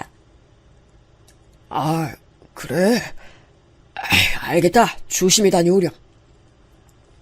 며느리는 자기 부모를 아주 극진하게 챙겼어요. 그 모습을 보며 사돈댁이 부러웠던 적이 한두 번이 아닙니다. 사돈을 챙기는 것처럼 저를 챙겨준다면 얼마나 좋았겠어요. 실제로 여행비도 생활비도 아들이 버는 돈으로 해결했거든요. 며느리는 결혼하며 집에 있고 싶다고 회사를 그만뒀습니다. 그래서 우리 아들이 버는 돈으로 본인 부모님 챙기는 걸 보며 부러운 마음이 컸어요. 그렇다고 대놓고 요구하면 민망하니 속으로만 부러워했습니다. 며느리가 아이를 낳았을 때도 마찬가지였어요. 아이를 바로 가지기로 했다던데 아이가 빨리 생기질 않았습니다. 둘이 불임을 이유로 병원에 다니는 것도 저는 알고 있었어요. 안타까운 마음에 아들 부부가 올 때마다 용돈도 많이 주기도 했죠. 그래서 아이가 안 생기니까 좀 표정이 안 좋더라고. 안타깝지. 그래? 그거 요즘은 병원 다니면 시험건이니 뭐니 그런 거 있다고 하던데. 그럴 거야. 근데 돈도 돈이고 뭐 심적으로도 힘들고 그런가 봐. 집에 올 때마다 표정이 안 좋아서 나도 덩달아 신경이 쓰이더라고. 아내와는 전처럼 많이 만나진 않았어요. 다만 한 달에 한 번 정도 전화로 안부 연락을 하곤 했죠. 아내는 자기가 나서지 않는 것이 최고로 며느리를 도와주는 거라 했어요. 그러면서 실제로 결혼하고 제가 알기론 며느리를 본 적이 손에 꼽게 적었습니다. 그래서 항상 저를 통해 아들 부부의 소식을 듣곤 했죠. 무튼 그렇게 몇 번의 시도 끝에 마침내 며느리는 임신에 성공했어요. 저도 그 소식 듣고 얼마나 기뻤나 몰라요. 아들 몰래 며느리한테만 용돈도 주고 조리원 비용도 대신 내줬어요. 아버님, 정말 감사해요. 근데 제가 갖고 싶은 유모차가 하나 있는데 혹시 그것도 부탁드려도 돼요? 아, 그러니? 일단 보여주렴. 내가 알아보고 사올게. 역시 아버님밖에 없어요. 남편이 돈을 벌어와도 적금이니 대출 이자니 이런 거 생각하면 돈이 너무 부족하거든요. 아버님이 이렇게 도와주지 않으시면 저희 힘들어요. 며느리는 저를 볼 때마다 생활비가 부족하다고 앓는 소리를 냈습니다. 그 모습을 보며 속으로 안타까운 마음이 들었어요. 자식이 잘 살면 좋은 건 부모잖아요. 아들이 고생하며 돈을 벌어도 부족하단 말을 들으니 제 지갑은 열릴 수밖에 없었죠. 실제로 그래서 손자한테 많이 도움을 줬습니다. 유모차부터 신발과 기저귀까지 많이 도와줬어요. 며느리는 힘들게 얻은 손자를 아주 각별히 생각했습니다. 요즘은 워낙 인터넷이 발달되어 있잖아요. 그래서 종일 핸드폰으로 아이 발달 과정을 검색하더라고요. 위생에도 아주 예민했어요. 아빠, 아내가 아들 위생에 생각보다 많이 예민해요. 그래서 집에 가는 걸 좀 꺼리는 것 같아요. 너무 죄송하지만 청소업체 불러서 한 번만 부탁하면 안 될까요? 힘들게 가진 아이라 유독 애정이 큰가 봐요. 아들이 와서 하는 말을 들었더니 저런 말을 하더라고요. 며느리는 원래도 약간 결벽증이 있었어요. 근데 아이를 낳고 그 정도가 훨씬 심해졌죠. 우리 집에 아이를 보여주러 오기 전에 꼭 업체를 불러 청소하라고 하더라고요. 그래서 저는 손자가 보고 싶은 마음에 실제로 업체를 불렀어요. 그렇게 최대한 다 맞춰주고 있었습니다. 그렇게 해달라는 건 웬만하면 다 들어줬어요. 워낙 제가 성격 자체가 예민하지 않은 것도 맞았는데 그것과 별개로 아내가 시집살이 때문에 저와 이혼했잖아요. 그래서 우리 며느리는 그런 고통이 없길 바랐던 마음이 더 컸어요. 시댁을 생각하면 고통스럽지 않길 바랐던 거죠. 그렇게 시간이 흐르며 저도 점차 그런 며느리에게 적응하던 어느 날이었습니다. 제가 나이가 차면서 은퇴를 하게 됐어요. 대기업은 아니어도 나름 애정받쳐 일한 회사였습니다. 퇴직금이 나와서 그걸로 뭘 할지 고민이었어요. 그런데 아들 부부가 그런 저를 찾아왔습니다. 아버님, 그동안 일하느라 고생 많으셨어요. 우리 명식이 조리원 비용도 그렇고 생일 때마다 챙겨주시는 것도 그렇고 너무 감사해요. 우리 명식이도 아버님이 할아버지라 아주 기쁘게 생각할걸요? 내가 해준 것도 없는데 그렇게 말해주니까 너무 고맙다. 너희들만 무난하게 탈 없이 살면 그게 최고의 행복 아니겠니? 아빠, 저희가 생각했던 게 있는데 한번 들어보세요. 퇴직금 받으신 거랑 이 집 매매로 팔면 떨어지는 돈 있잖아요. 그걸 우리 집하고 합치는 거 어떠세요? 아버지 우리가 모시려고 해요. 뭐? 나랑 같이 산다고? 갑자기 그게 무슨 말이야? 아버님 혹시 싫으신 건 아니죠? 그냥 저희가 평소에 워낙 못해드린 게 죄송해서요. 이제 아버님 모시면서 같이 아이도 키우고 행복하게 살고 싶어요. 그래서 이번이 기회라고 생각했어요. 이 말을 듣고 저는 사실 속으로 기뻤어요. 제가 안 그래도 외로움을 많이 탄다고 했잖아요. 아들이 결혼하고 혼자 살기 시작하며 외로웠는데 잘 됐다 싶었죠. 또 제가 손자를 많이 좋아했어요. 아들과 똑 닮은 이목구비도 너무 예뻤고 적적한 인생의 큰 활력소가 되어주었죠. 그런데 아들 부부가 나서서 같이 살자고 하니 당연히 기쁠 수밖에 없었습니다. 나랑 같이 살자고 먼저 말해줘서 너무 고맙다. 난 전혀 기대를 안 하고 있었어. 당연한 거죠. 그리고 아버님도 아시잖아요. 남편이 워낙 바쁘고 출장이 많아요. 저 혼자 아이 키우는 게 부담스럽기도 해요. 그래. 그건 전혀 걱정하지 마. 내가 도울 수 있는 건 다 도울 테니 고맙다. 그래서 저는 전 재산을 처분했습니다. 퇴직금도 그렇고 그동안 모은 적금도 그렇고 돈을 다 털었어요. 그러면서 살던 집도 처분했죠. 제가 가진 모든 돈을 아들 부부에게 줬습니다.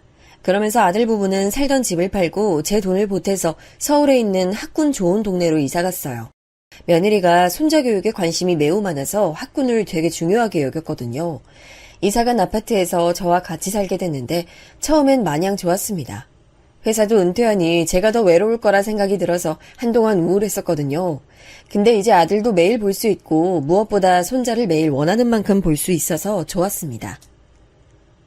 아버님, 학원에 아이 좀 데려다 주시겠어요? 저 지금 잠깐 볼 일이 있어서요. 부탁드려요. 태권도 학원으로 가주시면 돼요. 그래, 알겠다. 자, 가자. 하랩이랑 같이 태권도 학원 가자. 학원에 데려다 주는 것부터 시작해서 햄버거 가게에 들러 끼니를 해결하는 일까지 제가 도맡아 했습니다. 손자는 학원도 매우 많이 다녔거든요. 태권도, 영어, 피아노 등 사교육을 정말 많이 받았어요. 그러면서 학원 시간표가 워낙 다양하니까 차량 시간을 맞추기 곤란했다고 며느리는 말했습니다. 그래서 아버님이 이렇게 도와주시니까 제가 너무 기뻐요. 아들도 할아버지 차 타고 이동하니까 편하게 간식도 먹고 너무 좋아요. 아버님, 저희랑 평생 같이 살아요. 며느리가 이렇게 말해주니까 내심 뿌듯하기도 했습니다. 은퇴하고 할 일이 없어서 어쩌지 생각했는데 저렇게 말해주니 기뻤죠. 제가 도움이 된다는 것 자체가 행복했어요. 근데 며느리는 제가 기뻐하자 하나 둘 더 요구하기 시작했습니다. 아버님, 이따 저녁 7시에 아들 학원 데려다 주시고 저는 백화점 앞으로 데리러 와주세요. 부탁드려요. 원래 남편한테 부탁하는데 남편이 출장 가서. 그래. 알겠다. 편하게 볼일 보고 연락 주렴. 저야 집에 있으면 심심하니까 처음엔 즐거웠어요.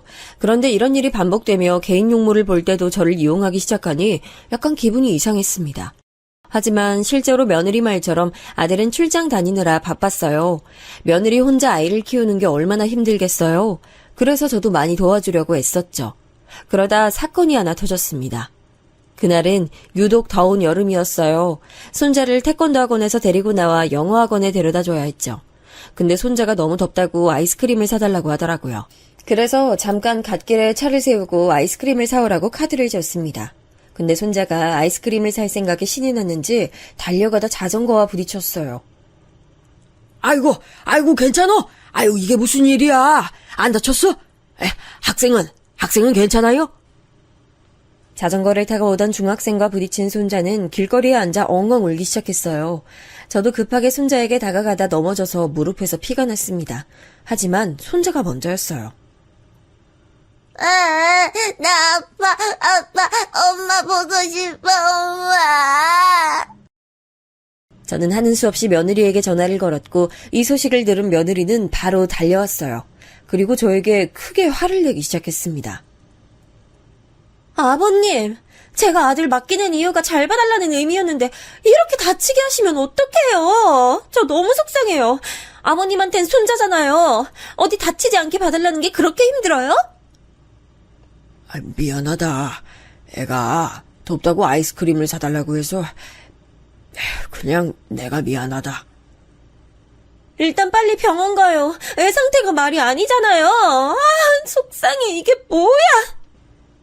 그래, 나도 무릎이 다쳤으니까 같이 병원 가자. 며느리는 제 무릎엔 전혀 관심이 없었어요. 오로지 손자에게만 관심이 쏠려 있었죠. 실제로 저때 손자가 꽤 크게 다쳐서 병원에 입원했어요.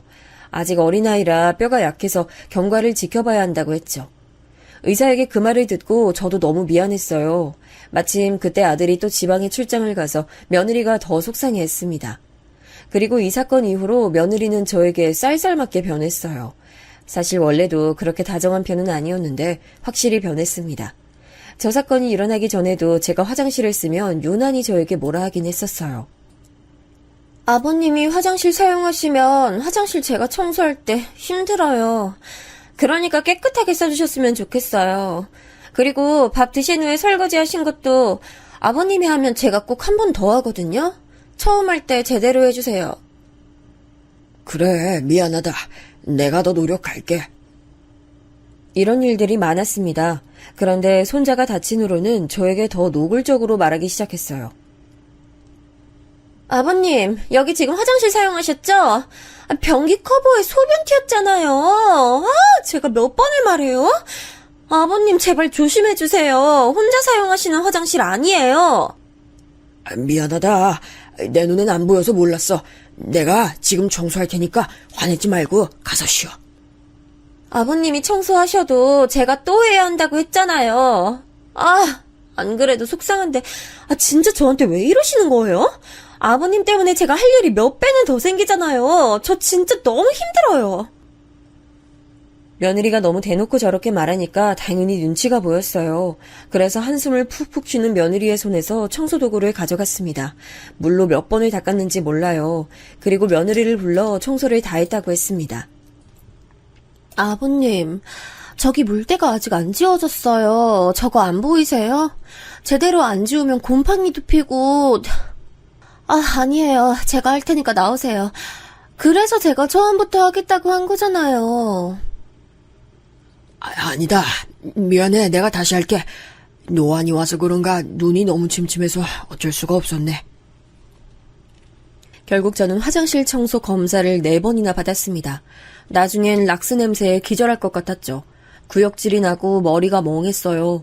겨우 며느리가 됐다고 나오라는 소리에 나올 수 있었습니다. 시계를 봤더니 글쎄 시간이 6시간이나 흘러 있었어요. 그날 처음으로 같이 산 이후로 한숨이 나왔습니다. 저녁 시간이 훌쩍 지나 배가 고팠는데 뭘 먹고 싶지도 않았어요.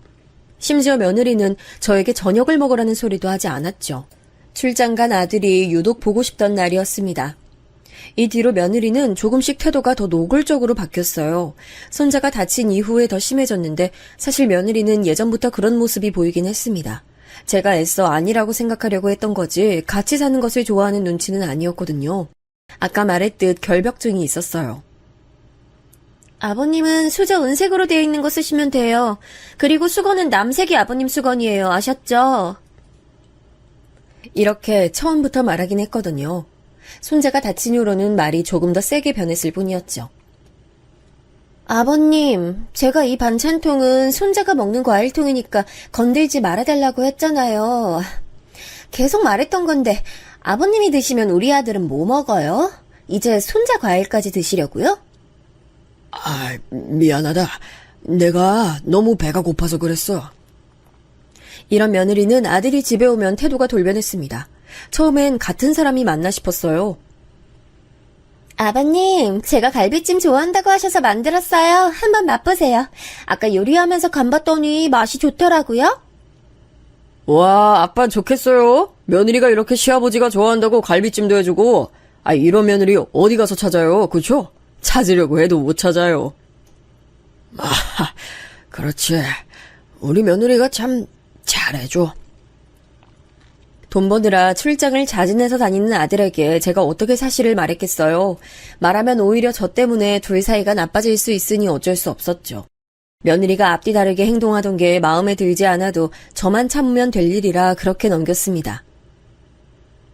목소리가 왜 그래? 무슨 일 있어? 지금 그래도 아들 집 들어갔잖아. 오히려 좋아해야 되는 거 아니야? 그냥 조금 몸이 피곤해서 그렇지. 당신은 어떻게 지내? 난 너무 행복하지. 나 요즘 친구들하고 여행 다니잖아. 당신도 여행 다니고 해봐. 이게 스트레스도 줄여주고 얼마나 좋은데. 아, 요즘 아들하고 며느리는 어때? 아들은 출장 다니느라 바빠.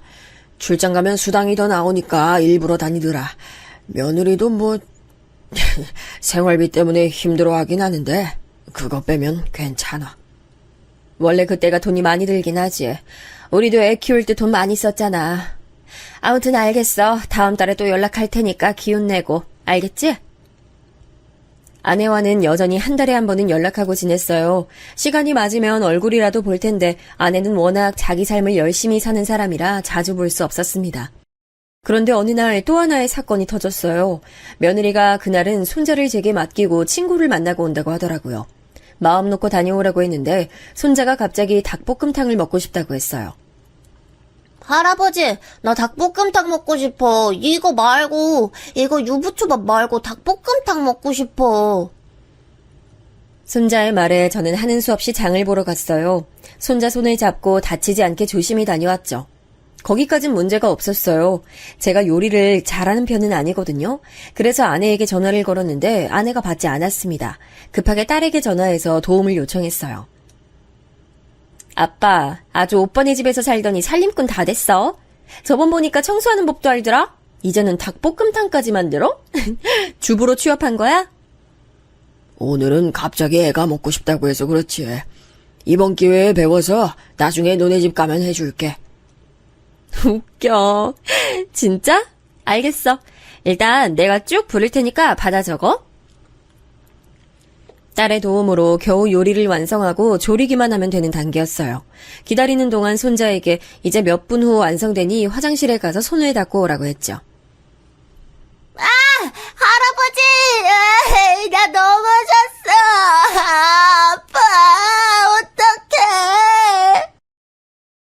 손자가 손을 닦다 화장실에서 넘어진 거예요. 너무 놀라 달려갔더니 바닥이 미끌거렸는지 넘어져서 무릎이 까져 있었어요.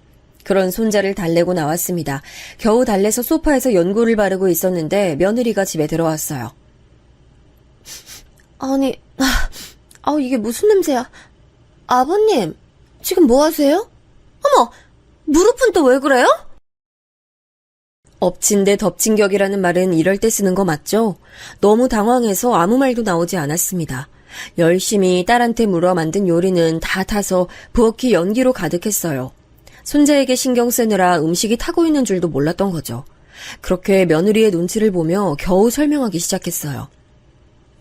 미안하다. 내가 손자가 닭볶음탕이 먹고 싶다 해서 그거 만들려다. 근데 아이가 손을 닦다가 화장실에서 넘어졌어. 아유, 미안하다. 아버님, 제가 어려운 거 부탁한 거 아니잖아요.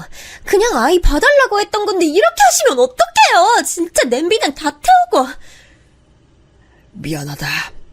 내가 일부러 그런 건 아니고 내가 할 말이 없네.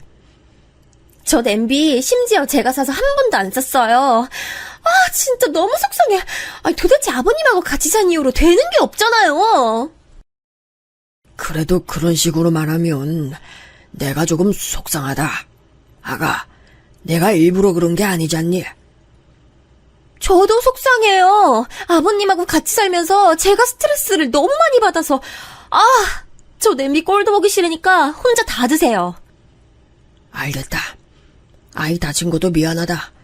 근데 그건 내가 한 게 아니야. 정말 오해야. 아버님하고 있으면 아이가 많이 다쳐서 그것도 속상해요. 화장실 청소 제가 깨끗이 해달라고 했지. 언제 저렇게 물바다로 만들라고 했어요? 배고프시면 냄비 가져가서 화장실에서 드세요. 며느리는 아주 표독스러운 표정으로 날카롭게 말했습니다. 순하게 생긴 인상으로 저한테 저런 말을 하니 처음엔 어찌할 바를 모르겠더라고요. 속상한 마음과 오기가 합쳐져서 진짜로 저는 냄비를 들고 화장실로 향했습니다. 며느리도 순간 표정이 어라 싶었는데 저도 모르게 한 행동이었어요. 가만히 탄 냄비를 보고 있었는데 너무 속상해서 눈물이 나오기 시작했어요. 이때 가장 보고 싶은 사람이 있었습니다. 바로 아내였어요. 저는 평소에 아내의 화끈한 성격이 좋다고 했잖아요. 만약 아내가 이렇게 똑같은 행동을 해도 과연 며느리가 저렇게 행동했을까 생각이 들었죠. 무슨 일이야? 아까도 전화했었네? 못 받았어. 미안. 왜? 어디 아파? 당신 너무 보고 싶다. 우리 왜 이혼했을까? 다시 살림 합쳐서 신혼처럼 살고 싶어. 뭘 합쳐. 난 이런 관계가 좋아. 근데 왜 그래? 진짜로 무슨 일 있는 거야? 나 사실 너무 서러워. 지금 화장실인데 내가 왜 이런 취급을 받고 사는지 모르겠어. 그냥 당신이 너무 보고 싶어. 뭐? 지금 화장실에서 뭐 하는데? 아들하고 살아서 좋다며. 갑자기 왜 그래? 나 지금 화장실에서 닭볶음탕 냄비 들고 있어. 에휴, 나 너무 속상해. 뭐? 아니, 당신 똑바로 얘기해. 지금 무슨 소리를 하는 거야?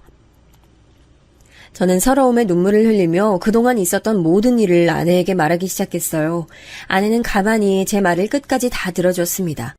오히려 아내가 아무 말이 없자 제가 걱정되기 시작했어요. 아내 성격상 무슨 말이라도 해야 하는데 침묵이 오히려 더 무서운 법이죠. 나 지금 너무 어이가 없어서 아무 말이 안 나와. 그리고 당신은 그걸 그대로 당하고 있었어? 진짜 내가 너무 착해서 좋아했는데 이건 착한 게 아니고 무슨, 일단 기다려. 그냥 좋은 게 좋은 거라 생각했지. 아들이 벌어오는 돈이 적기도 하니까 내가 며느리 심기 건들고 싶지 않기도 했고. 지금 무슨 소리를 하는 거냐고, 이 사람아. 내가 며느리한테 달마다 주는 돈이 얼만데. 나 지금 운전해서 갈 테니까 기다려. 아내 말을 듣고 너무 놀라 할 말을 잃었어요. 아내가 며느리와 연락하는 것도 몰랐는데 돈까지 주고 있을 줄은 더 몰랐거든요. 아내는 호탕한 성격답게 바로 아들 집으로 온다는 말을 끝으로 전화를 끊었습니다. 혼자 화장실에서 숨죽여 울고 있는 그때였어요. 잠시 후 아내는 아들 집으로 들어왔습니다. 어머님, 여기 어쩐 일이세요? 아내는 며느리의 물음에 대답도 하지 않고 바로 화장실로 왔어요. 문을 열더니 제 모습을 보고 혀를 차더라고요. 순간적으로 수치심이 몰려오기도 했습니다. 며느리가 문 밖에서 안절부절 못하는 모습이 보였어요. 내가 네 시아버지 이런 식으로 대하라고 매달 월 300씩 줬니? 뭐? 시아버지 병원비? 병원비라고 가져가 놓고 지금 이게 뭐야? 너 제정신이야? 뭐? 월 300이라니? 지금 무슨 오해가 있는 것 같아요. 어머님, 일단 진정하시고. 오해는 무슨 오해야? 네가 시아버지 모시기 힘들다고 하도 나한테 징징거려서 내가 300씩 보내고 있는데 지금 이런 취급을 하는 게 맞아? 입이 있으면 얘기를 내! 그게 무슨 소리야? 난 애초에 아프지도 않아. 알고 봤더니 며느리는 저와 같이 산 이후로 아내에게 따로 돈을 받고 있었어요. 아내와 며느리가 연락하는 줄도 몰랐던 저는 심하게 당황했습니다. 그동안 아들이 벌어오는 돈이 너무 적다며 앓는 소리만 하던 며느리였거든요. 내가 당신 이런 취급받으며 사는 줄 알았으면 돈 안 보냈지. 아들하고 산다고 신나하길래 내가 그거 고마워서 며느리한테 돈 보냈더니 이게 지금 무슨 일이야? 아내 말에 당황한 건 며느리뿐만이 아니었어요. 아내는 당황한 저와 며느리를 두고 아들에게 전화를 걸었습니다. 네가 돈 번다고 출장 다니는 거 나도 알아. 근데 네 아버지가 무슨 취급당하면서 사는지 알아? 그것도 몰라? 당장 올라와. 네 눈으로 확인해. 아내는 아들에게도 화를 내기 시작했습니다. 그러더니 급기야 며느리에게 다가가 머리를 잡고 흔들기 시작했어요. 네가 그러고도 인간이야? 이혼했어도 내가 저 사람 얼마나 소중하게 생각하는데 네가 내 아들하고 결혼한 게 뭐 그리 대단해, 어머니! 진정하세요. 오해가 있는 것 같아요. 오해는 무슨 오해? 너 이 집 살 때도 내가 돈 보태준 거 모르지? 그거 아들이 얘기 안 했지? 다 내놔. 부족하지 않게 도와줬더니 은혜를 이렇게 갚어? 이것도 저는 처음 듣는 얘기였어요. 아들이 분명 저에게 은행에서 도움을 받았다고 했잖아요. 나중에 안 사실인데 은행이 아니고 정확히 말하면 아내의 통장에서 도움을 받은 거였습니다. 사실을 알고 나니 저도 괘씸함과 함께 배신감이 느껴졌어요. 아빠, 저를 원망하세요. 전 꿈에도 몰랐어요. 매일 통화해도 아빠한테 뭐 요리해주고 병원 데려갔다고 하니 그걸 그대로 믿었어요. 그래서 일부러 출장도 다니며 생활비를 어떻게든 한 푼이라도 더 주려고 했던 거였어요. 그 돈이 다 처가로 들어가는 줄은 몰랐어요. 본인 쇼핑하는 데 쓰고 처가 쇼핑하는 데 쓰고 그럴 줄은 몰랐어요. 아들의 말을 듣고 저와 아내는 더 기가 차기 시작했습니다. 아들 말대로 며느리는 아내에게 받은 돈과 아들의 월급을 죄다 자기 쇼핑하는 데에 쓰거나 본인 친정에 가져다 줬습니다. 그 사실을 알고 나니 배신감이 느껴졌어요. 나 이렇게는 당신하고 이제 더 못 살아. 우리 이혼해. 나는 당신이 우리 아버지 제대로 챙기는 줄 알았어. 그래서 뼈 빠지게 다니기 싫어도 출장 다니면서 노력했어. 어떻게 이럴 수가 있어? 그래, 이혼해. 저렇게 순한 얼굴로 등쳐먹은 거 생각하니까 속에서 열불이 나서 참을 수가 없네. 제정신이야, 어? 너, 내가 제대로 청구할 거야. 이혼 소송하고 민사 소송까지 다 할 거야. 각오해. 제가 죄송해요. 여보, 어머님, 아버님. 제가 너무 죄송해요. 한 번만 용서해 주세요. 제가 더 잘할게요. 제발요. 우리 집 집안 형편이 안 좋아서 순간 눈이 돌았었나 봐요. 너무 죄송해요. 집안 형편이 안 좋은데 왜 내 돈으로 쇼핑을 해? 됐어. 너 내가 절대 용서 안 해. 실제로 아들은 바로 이혼 서류를 들고 왔어요. 며느린 나중에는 급기야 본인 부모를 데려와서 빌더라고요. 사돈, 제가 죄송해요. 딸을 잘못 키웠습니다. 한 번만 봐주세요. 그동안 받은 것에 배로 돌려드릴게요. 제발요. 아니요. 그대로 돌아가세요. 결혼할 때 우리 집은 절대로 시집살이 없다고 했던 거 아시죠? 우린 그 약속 지켰어요. 그런데 이렇게 괘씸하게 배신하고 뒤통수 친 건 댁내 따님이세요. 저희는 타협 없습니다. 아버님, 제가 정말 미쳤었나봐요. 제발요. 아버님, 제발요. 어머님, 이대로 이혼은 안 돼요. 제발요. 제가 잘못했어요. 다시 안 그럴게요.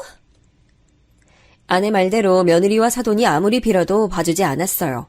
결론을 말하면 아들은 실제로 그렇게 이혼했습니다. 양육권도 아들이 가져왔습니다. 이혼하고 그 집의 지분도 며느리 지분이 하나도 없었거든요. 며느리는 몸만 가지고 나갔죠. 그 집에선 저와 아들이 같이 지금 손자를 키우며 살고 있어요. 내가 가끔 와서 살림도 도와줄게. 나는 당신 미련 터지는 그 성격이 진짜 어떻게 말하면 착한데 가끔 답답했거든? 근데 그래도 이렇게 당하고 살 줄은 몰랐어. 참나. 엄마, 너무 그러지 마세요. 아버지도 뭐 말하기 좀 그러셨을 거예요. 나는 아빠가 닭볶음탕 하는 법 물어보길래 놀랐는데 이런 일이 있었어? 진짜 기가 막힌다. 세훈이 그렇게 안 봤는데 무서운 사람이었네. 됐어. 그냥 악몽이라고 생각하고 다 잊어.